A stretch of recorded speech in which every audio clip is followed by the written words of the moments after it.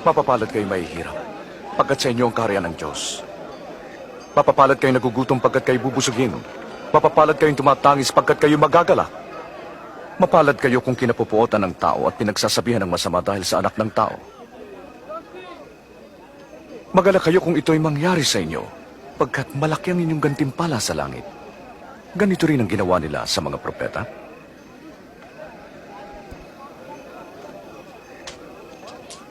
Labing-anim, Labing-pito, labing-walo, labing-siyam, dalawampu.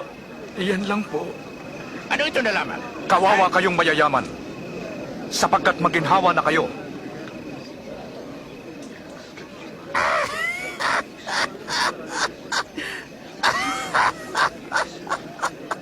Ayaw niyang iyumaman. Isa siyang baliw. Kawawa kayong nagsisitawa ngayon, sapagkat kayo magsisitangis. Kawawa kayong pinupuri ng mga tao, pagkat gayon din ang kanilang ginawa sa mga bulaang propeta. Sinasabi ko sa inyo, ibigin ninyo ang inyong kaaway. Gawa ng mabuti ang galit sa iyo. Pagpalain niyo sila na sa inyo lumalait. Ipanalangin ang walang tiwala sa iyo.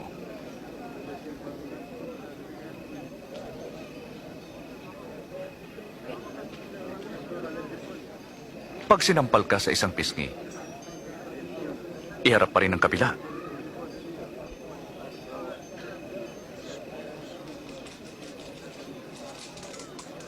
Pag inagaw ang iyong balabal, ibigay mo pati ang iyong damit. Bigyan ang humihingi sa iyo. At pag kinuha ang ari-arian mo, huwag mo nang bawiin pa.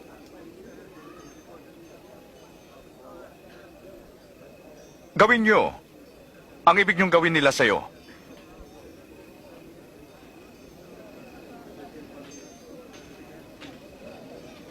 Kung mahal mo lang ang umiibig sa iyo, bakit ka gagantimpalaan?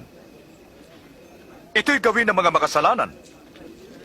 Kung mabuti ka doon sa mabuti lang sa iyo, bakit ka pagpapalain? Ginagawa rin ito ng mga makasalanan? Hindi na siya nangiming hawakan. At kinausap pa.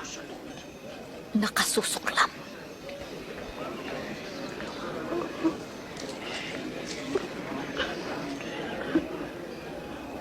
Hindi.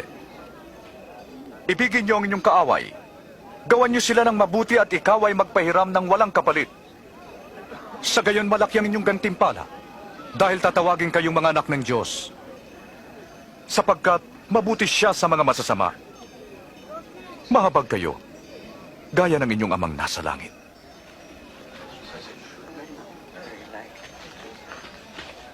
Jesus, iligtas mo kami.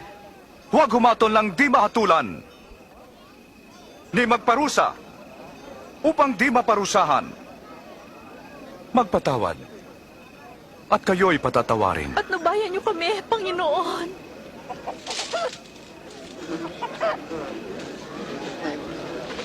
Magbigay, at kayo bibigyan.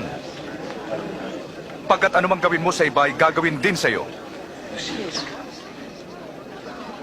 Ang isang bulag ay hindi makakaakay ng isa ring bulag. Mauhulog sila sa hukay. Bakit mo tinitingnan ang puwing ng iba, ngunit di mo pinapansin ang dumi sa iyong mata?